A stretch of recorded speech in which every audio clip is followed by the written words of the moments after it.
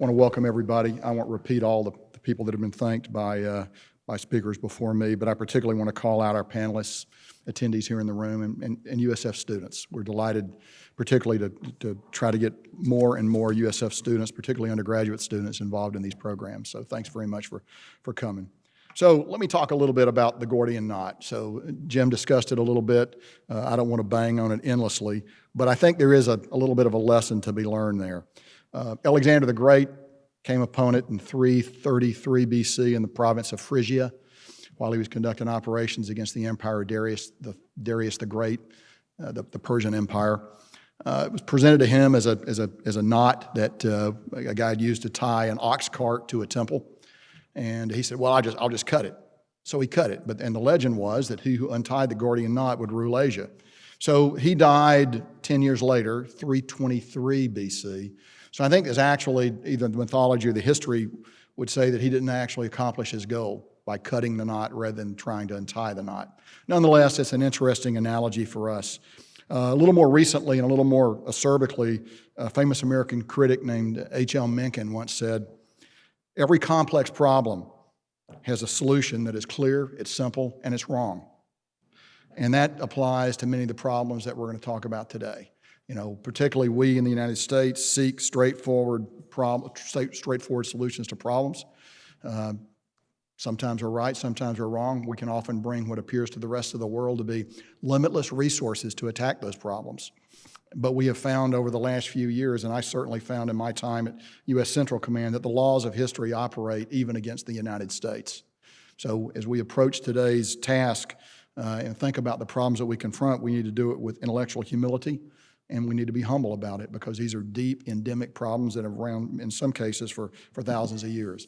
What I'd like to do this morning is sort of set the stage for the detailed comment, the detailed analysis that's going to follow in the panels and in the discussions that we're going to have. And I'm going to be essentially talk about security. I'll build on what Brandon said and talk about the security situation that exists now because that does, in fact, underpin everything else in the region. So it's important to have a good understanding of that.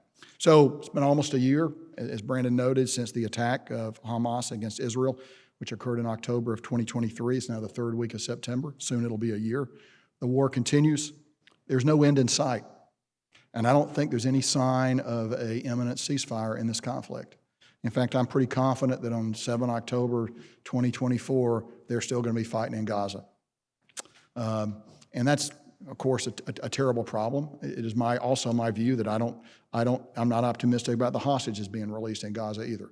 I think that's an asymmetric advantage that Hamas has, and they'd be foolish to give those hostages up. So I'm not optimistic about that.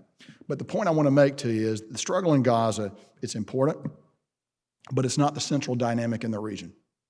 The central dynamic in the region is the struggle between Israel and Iran. And we need to recognize that. It predates the Hamas attack. It predates the existence of Hamas. And it's going to continue long after, however, Gaza is resolved. It's not going to, the two are very different problems. One is a fundamental problem. The other, while important, is not a fundamental problem. So what does that actually mean? What's important, and if you look over the last year, is that Iran and its proxies in Lebanon, Lebanese Hezbollah, I'll call them LH as we talk today, they haven't chosen to enter the fight decisively or to the limits of their capability between Hamas and Israel. They certainly applaud what Hamas is doing, the destruction of the state of Israel. They certainly support it, but they have not chosen to enter at scope and scale at the limits of their military capability. That fact is sometimes lost. Now, the guys that have entered are Iran's proxies in Yemen, the Houthis, and I'll talk a little bit more about them as I go through my remarks. But LH has not chosen to enter near the maximum of its capabilities, and Iran, despite what happened in April, and I'll talk about it here in just a moment, they have not chosen to enter this fight. The fact of the matter is, Iran and LH were cut out of Hamas operational planning for this attack of last October, which probably contributed to the success of it. The fewer people you talk to, the more likely that you're not going to be, your signals are not going to be intercepted and you can keep a secret. But again, while they applaud the objectives of Hamas, destruction of the state of Israel, they haven't been particularly supportive. So in order to understand why that's the case, I think it's necessary to talk about what are the objectives of Iranian statecraft. The principal objective of Iranian statecraft is preservation of the regime. The Iranian regime views itself as a revolutionary regime. Came to power in the late 1970s by overthrowing the Shah. They know that the problem with revolutionary regimes is that when the revolutionary generation passes from the stage, often the revolution loses its course. They have the example of France. They have the example of Russia to take a look at and see how revolutions did not outlive their revolutionary generation. Therefore, for a revolutionary regime, the principal objective is preserve the ongoing revolution and allow it to be exported. The Shia diaspora, the Shia proxy groups across the region. This remains and is the absolute number one priority of Iranian statecraft. Now, priority number two, depending on the day of the week, is the destruction of Israel. Number three is the ejection of the United States from the region. There are other priorities, but these three are the big ones that affect how they move in the international stage. Sometimes 2 and 3 swap, but never will 2 and 3 threaten the maintenance of objective 1, which is the preservation of the regime. And that's an important thing that sometimes we underestimate. Within this model that I've just described, the Iranians are actually very rational actors. They are predictable actors, and it's easy to understand what they're going to do and what they're not going to do. So 2 other observations about Iran. The Iranian nuclear program, we've gotten a lot of attention over the past few years. I'm a little bit of an outlier on this because my theory is the Iranians actually don't want a nuclear weapon. They want to be able to have a nuclear weapon. They like to flirt with breakout so that they can dangle it in front of us and our European allies and friends because we dance to it. What they seek is sanctions relief and a variety of other things. By not crossing that nuclear red line, they can extract concessions from us. It's an important point. Look, the Iranians they have the fissile material to develop a test article within 2 weeks if they wanted to do it. The Iranian problem in the nuclear dimension is not a physics problem. It is an aeronautical engineering problem. You have a test article that's probably bigger than those 2 tables put together and weighs many thousands of pounds. Hard to get that thing to Tel Aviv. So you've got to have a weapon that'll get it there, which means a missile. And you've got to have an entry system that will allow it to survive the heat of re-entering the atmosphere at theater depth. Those are aeronautical engineering problems. They're many months away from solving that problem. They could have a nuclear weapon very quickly. Now, the Iranians are so rickety in their command and control, it's possible that despite the supreme leader's desire not to cross the line, some guy down low in the organization didn't get the word, and they could do that. That is very possible in Iran because of the unique nature of the Iranian governmental structure. But I believe the Iranians actually want to flirt there. They don't want to cross that line because then they're in the valley of death. They've declared a nuclear weapon, but they can't have a deliverable product for probably a year, maybe longer. And they're going to be vulnerable to a lot of people are going to be interested in assuring that they don't get to that point. So we should remember that. But while we've been focused on the nuclear issue for many years, what the Iranians have actually done is they have invested significantly in their ballistic missile, in their drone, and in their land attack cruise missile fleet. Over the last 15 years, they've starved their people, they've perverted their industries, and the IRGC, the Islamic Republican Guard Corps in the lead, they built a remarkable theater-ranging system of missiles, drones, and land attack cruise missiles. That's the crown jewels. You may recall in December of 2020, President-elect Biden gave an interview, I think it was to the Atlantic, and I think it was to the Atlantic, and he said, look, we're going to go back and renegotiate JICPOA with the Iranians, and then we're going to get to work limiting their ballistic missiles. Well, the Iranian response from the president, from Raisi, was electric. He didn't talk about the nuclear stuff at all. He said, we're never going to negotiate on our ballistic missiles. The Iranians view, I would argue, those capabilities as their crown jewels. That's the most important part of the Iranian arsenal. And actually, in a lot of ways, they have the ability to gain overmatch against their immediate neighbors. By the immediate neighbors, I'm talking about Saudi Arabia, Bahrain, UAE, Qatar, other neighbors that are very close to Iran. Problem's a little different with Israel, and I'll talk about that. So here's the next thing, bearing in mind what I told you. The 13 April Iranian attack on Israel, a large state-on-state attack, as General Tegmeyer noted, significant, really crossed a lot of red lines. That was not related to the war in Gaza. That was related to the fact that over the past few years, the Iranians have largely been outfought by Israeli proxies in the shadow war that they fight around the theater, culminating in the 1 April strike in Damascus against Republican Guard planners. The Israelis never claimed credit for it. I think we can all assume the Dutch didn't do it. But nonetheless, the Iranians felt they had to reset the balance and strike back at Iran. So about 300 weapons, strangely enough, Iran probably has 1,000 missiles that can reach western Israel, Tel Aviv, Haifa. But they have a problem. They have to put those missiles on launchers, tractor erector launchers, or TELs in the language of the business. They've only got, for our sake this morning, we'll say between 150 and 250 of those. Who knows? Well, somebody knows. I don't anymore. Major General Tegmeyer certainly knows, but we're not going to ask him the question. So they can only generate so many ballistic missiles that will actually get to Israel.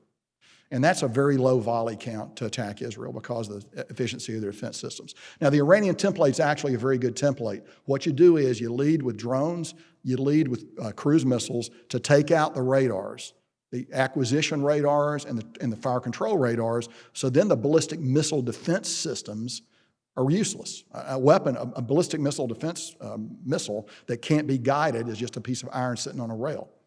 They were unsuccessful in this attack. It was a failure, despite what everybody says, that they were signaling it wasn't meant to be a major attack. It was meant to be a major attack, and it was about as big an attack as they could generate. And it failed for 3 reasons. It failed because, first of all, the Israelis are pretty good. Iron Dome, Iron Beam, David Sling, Patriot, and a variety of other systems. The Israelis are pretty good. The second reason it failed was we gave them assistance in the attack. The third reason it failed, and this is the important one, the Arab neighbors assisted. By the Arab neighbors, I'm talking about Saudi Arabia, Jordan, possibly some other countries. And if you just stop and think about a map, and I regret I don't have a map, geography helps too. The Iranian missiles have to go a long way, drones have to go a long way to get to Israel. That gives you a strategic depth if you're defending Israel, particularly if your friends in the region are allowing you to operate over their airspace in response. So, attack goes in, it's a failure. But what's really enlightening and perhaps as important or more important than the attack itself was the Israeli response. I was worried the Israelis would go back massively, as you've seen them do so many times, because their theory is if you attack us, you're going to get a disproportionate response, so you won't attack us again. Instead, they operated in what we call the Tehran-Esfahan corridor, the nuclear corridor in Iran. They operated there with systems that were of low visibility, long-range systems, short-range systems, extreme short-range systems that probably were launched from within Iran that sort of befuddled the Iranians. And they caused very, very few casualties, but they demonstrated 2 things, really. They demonstrated overwhelming technological superiority to the Iranians, very important. And the second thing was they demonstrated restraint. The restraint helped them with the United States, helped them with this administration, and it helped them with their Arab neighbors who might otherwise have backed off. And what it did was it kept that coalition alive should the attack again. So I talked about the Iranian pride in this ballistic missile fleet. It failed the first time it was used at large scale. The Iranians will go back to the drawing board. They'll try to get better. They'll look at opportunities to change it. But they still have a problem in that they're a long way from Israel. Israel's defenses are very good, and the neighbors are all very helpful. There's another element to this equation, though. The force that can strike Israel with great power and almost overwhelming strength is, of course, Lebanese Hezbollah. Immediately to the north of Israel, LH is the largest non-state military entity in the world. At least 100,000 missiles of various rockets, missiles, guided, unguided, some highly accurate, some not. Many of them capable of ranging well into southern Israel, certainly south of Tel Aviv. But LH did not choose to come into the fight using those missiles. Instead, what we've seen since 7 October is a low-level tit-for-tat across the northern border, which has had some success for Lebanese Hezbollah. 60,000, 70,000 Israeli citizens have had to move south, but they have not chosen to bring in the weapons that could cause significant damage. And if they did, let me give you an example. LH is capable of putting 200 missiles an hour into downtown Tel Aviv. Big, heavy, accurate missiles. Now, Israelis are going to intercept most of those weapons. They're probably not going to intercept all of them. But LH has not chosen to do that. Instead, they've chosen to employ shorter range missiles up north, almost like from the Renaissance, condottieri warfare in Italy, where you do just enough to satisfy honor, not enough to cause a major struggle. And that's gone on really since 7 October. Why is that? Hassan Nasrallah, the leader of Lebanese Hezbollah, he's not going to go into a major fight against Israel unless he thinks there's an opportunity for strategic victory, the opportunity to decisively defeat Israel and cause the destruction of the state of Israel. Make no mistake, that's his long-term objective. But Nasrallah is a pretty cagey, pretty smart strategic thinker. So he's not going to come in unless conditions are right. I've always said there are three things that would make conditions right for him to do that. If he viewed Israel and saw that Israel was so bogged down, say in Gaza, that they couldn't defend effectively up north, that condition has not been met. Second thing, if he viewed Israeli politics as so paralyzed and fractured that they couldn't fashion a concerted response to a Hezbollah attack, despite what's going on in Israeli politics, that condition doesn't obtain. The third condition would be that Israel is so isolated on the international stage that there won't be any support for them. A little more there, but still not enough to actually justify the attack. That's my model for Nasrallah's decision-making. So he's not going to come in. Here's the other thing. Despite the fact that LH is trained, equipped, paid, created by Iran, Iran cannot force him to do this. He will do it based on his own long-term calculation for what it means to LH. And now is not a propitious time for LH. The other reason is the Lebanese economy is in the tank. 99% of the people in Lebanon live hand to mouth. The Lebanese Armed Forces, the LAF, who I worked closely with when I was the CENTCOM commander, they're unable to feed their soldiers. The Jordanian military assists in feeding the soldiers of the LAF. That's a significant problem. Additionally, because of the weird confessional nature of the government structure in Lebanon, they're unable to actually seat an effective government. So conditions are in turmoil, economically, politically, every way you can think of. And remember the port explosion in Beirut a couple of years ago. I've overflown that port explosion. It looks like a nuclear weapon went off. Well, it was ammunition and nitrates that were stored there, never set off intentionally, but everybody in Lebanon believes LH incompetence had a role in that explosion. So the takeaway is this: LH's political situation in Lebanon is weaker than it's been.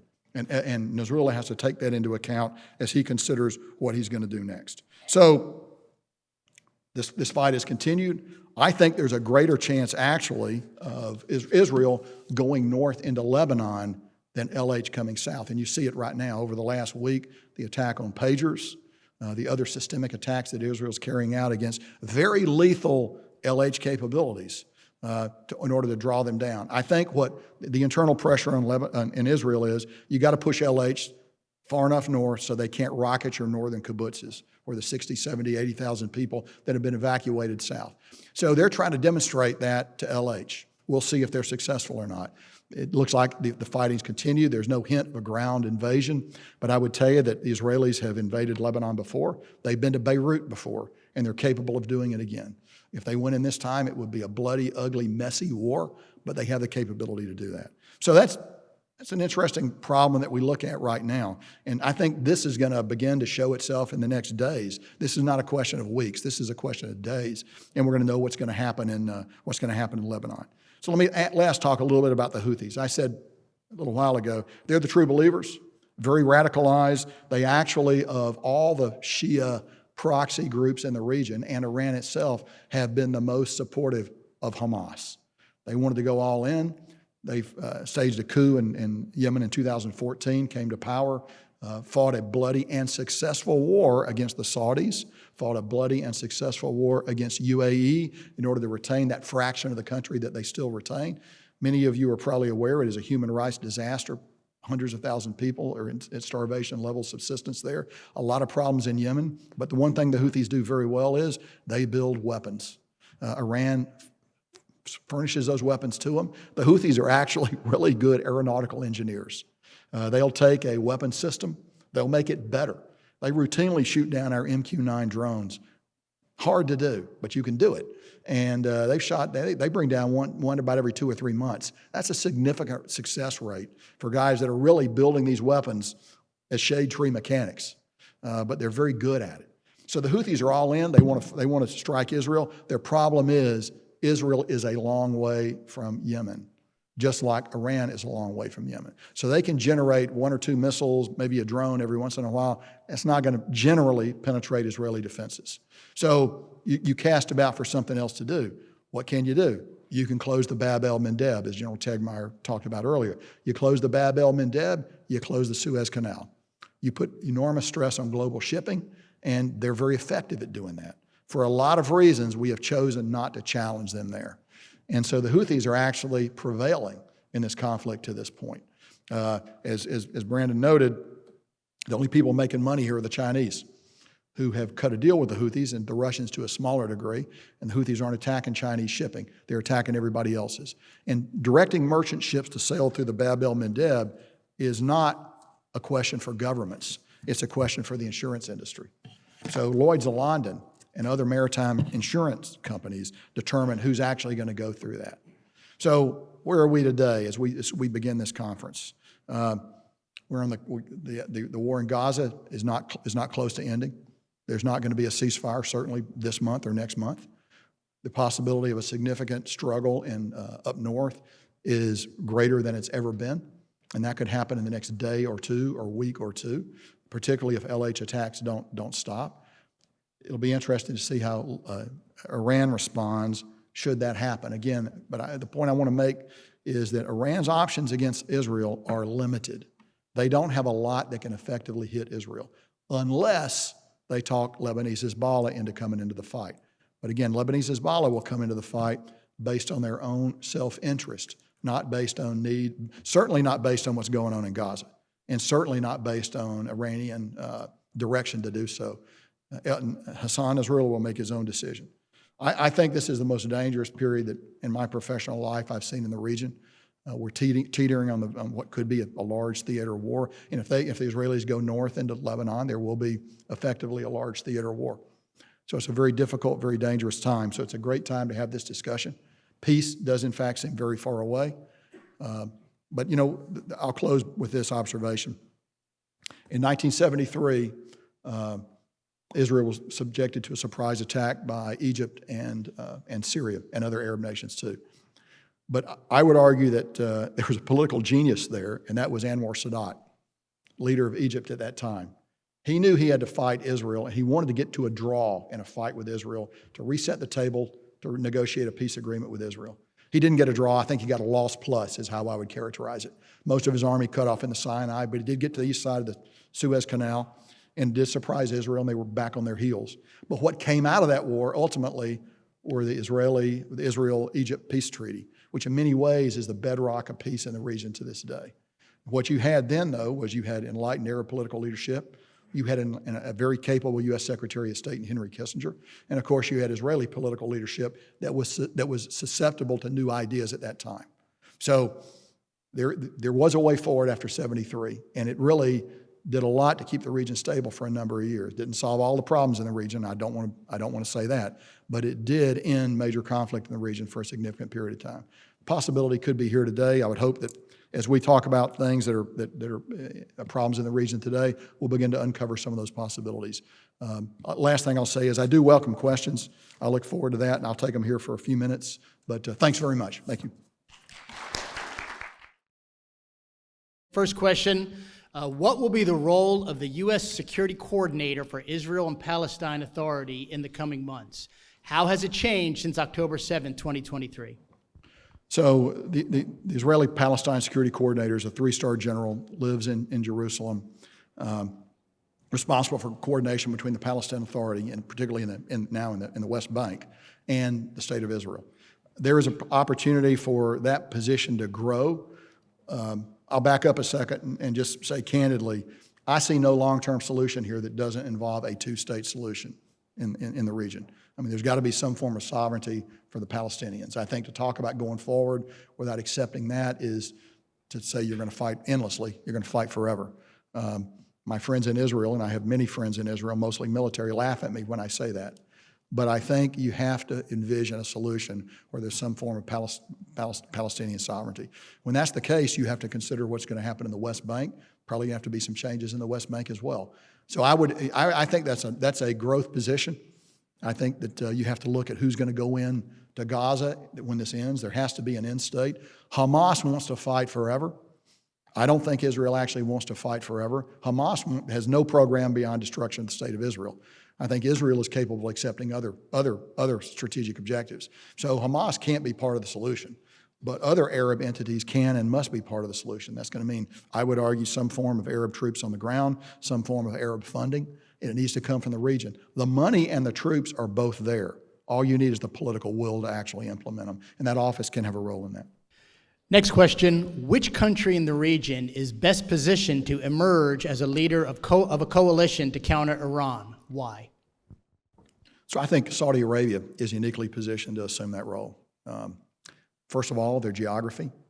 Second, they're directly threatened by Iran in a lot of dimensions. They were attacked by Iran in September 2019. Their oil fields were attacked, the Aramco attacks.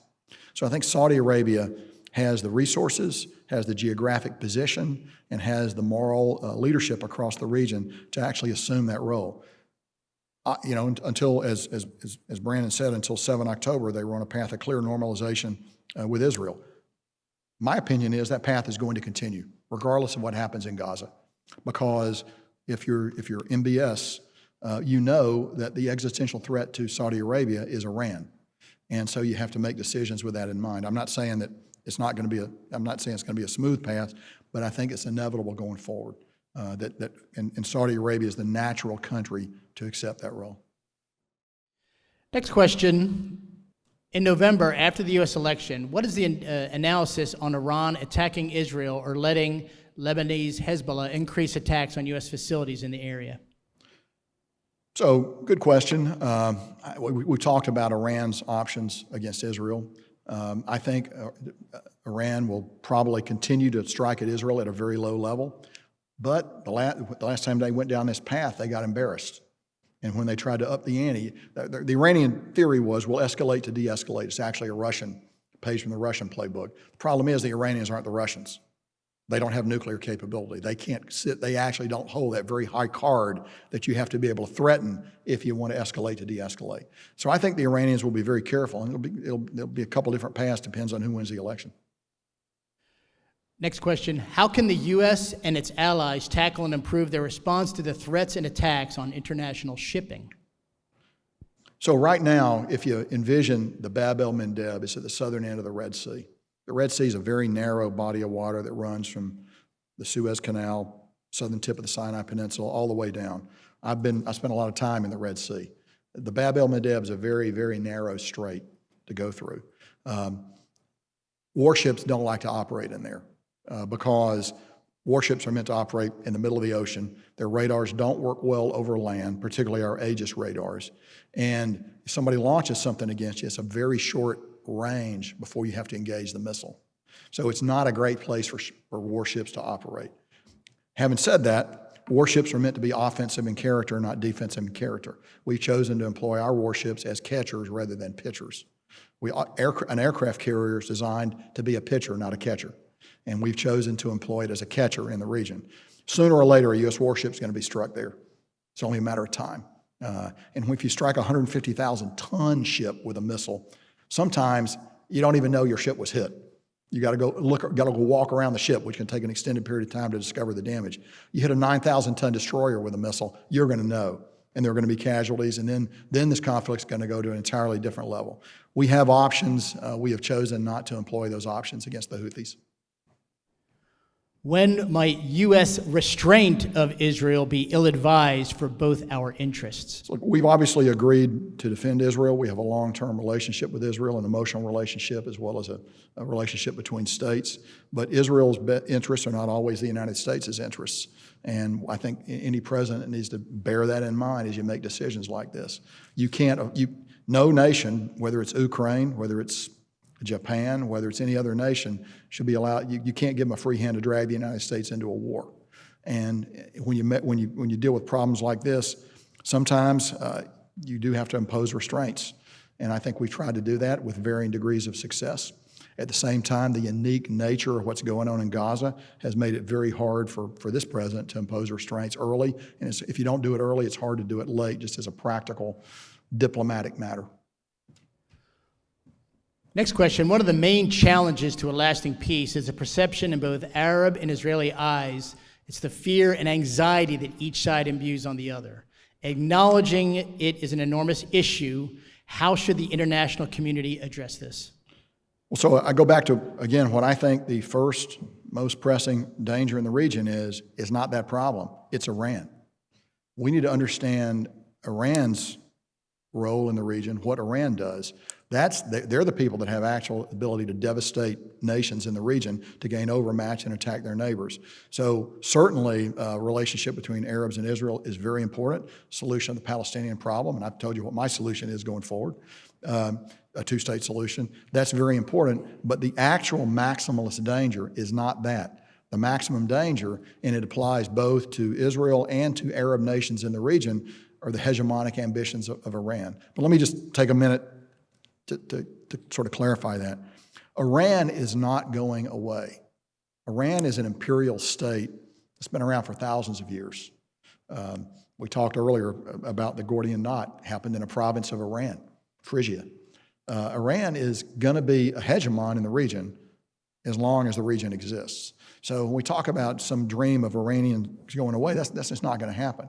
You might hope for a different government in Iran, although I think it is unlikely that that is going to occur. Go back to priority one of Iranian statecraft, preservation of the regime.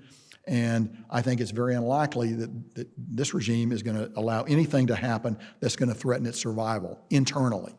So we're stuck probably with the current regime in Iran for quite a while. I don't think they're going away. And I think people who dream of, some kind of revolution occurring in Iran are daydreaming. They're seeing it through rose-colored lenses. It's not going to happen, at least not in the short term. The current regime in Iran knows the lesson of the Shah in the late 70s. You get soft, the next thing you know, you're on an airplane going to Paris, fleeing your country. So they will not repeat that mistake. They know and understand it. So when we think about dangers in the region, we just need to be very clear on what the most pressing danger in the region is. And then there are other vital, very, very dangerous problems as well. But I think the Iranian problem is the premier one. Along that line of thought, next question, how will the larger, younger generation of Iranians coming of age affect internal and external actions of the revolutionary regime? Zero. They're not going to affect it at all. One thing we do know that the Russians have given the Iranians is effective crowd control technology, surveillance technology, enhanced systems for monitoring large populations, doing bioscanning. The Iranians will go to great lengths. In fact, the Iranians will go to genocidal lengths to protect the regime. So color revolutions, people on the barricades at embassies, at universities, not embassies, on the barricades at universities, all that plays well in the West. It's meaningless in Iran. And I think we're people talking to ourselves about a problem here. We don't actually know and understand what's actually going on in Iran. So we vastly overestimate the potential of these types of events to change policy or change the regime in Iran. What impact does Israelis' domestic electoral strife have on this conflict? I think I talked about it a little bit. I think what's going on in Lebanon is driven by the 60, 80,000 Israelis that have been pushed south and displaced from their homes. That's pressure on this government to act. But at the same time, Prime Minister Netanyahu is a very weak prime minister politically. He's not the most radical member of his government. He has people way to the right of him. He doesn't have a lot of maneuver room. And then, as you all know, he faces some personal problems as well. So Israeli politics right now is particularly complicated. But I think the main pressure right now is all these people who have had to flee south from northern Israel that are in a position now to put pressure on the government to allow them to return to their homes. And that's what I think, and there's some other things, but that's the principal thing that's pressing the Israeli response into Lebanon. Okay, we have about 10 more minutes in this session. Next question, how will the likely exit of military coalition from Iraq affect the Middle East? Will Iraq also become an Iranian proxy in due course of time due to Iranian leverage in Iraq? So in 2011, we pulled out of Iraq completely, precipitously. It was a decision by the Obama administration. It was a disastrous decision. I was the CENTCOM J5, the strategic planner for a guy named General Jim Mattis, who was the CENTCOM commander then. We recommended leaving about 5,000 U.S. forces in Iraq.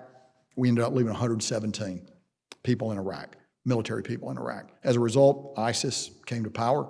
in Syria and in Iraq. We ended up having to fight that long and bloody conflict that was finished in 2019 with the destruction of the caliphate on the lower Euphrates River Valley. A lot of people died as a result of that bad decision. Now, we're going forward today, as I speak to you, there are probably 2,500 U.S. servicemen and women in Iraq, and there are about 900 U.S. servicemen and women in Syria. We have negotiated, and all I know is what I read, we've negotiated an agreement with Iraq to get considerably smaller. I don't have any problem with that at all. I think in the long term, you would prefer to have a normalized security relationship with Iraq rather than one that's heavily militarized. The issue is, can the Iraqis defend themselves? They would argue that they can. The other factor is, and it was in the question, the Iranian penetration of the Iraqi government, the military, and the proxy groups that operate in Iraq. Those are all dangerous entities. Look, we need to accept the fact that Iran and Iraq share a common border. There's always going to be significant Iranian penetration into Iraq. On the other hand, in the 1980s, they fought a war in which millions of people died. So we should not overestimate the love these two nations have for each other. Having said that, getting smaller is not a bad thing. We don't need to be everywhere at once all the time. Right now, I would argue we probably do need to remain in Syria because ISIS still operates in penny packets up and down the Euphrates River Valley. We don't necessarily operate against them, but the Kurdish and Arab partners that we have, the SDF, Syrian Defense Force, does operate against them. And if you're trying to plan, and ISIS does plan to attack the United States, but if you're trying to survive tonight in the desert and we're looking for you, it's hard to plan an attack on Detroit.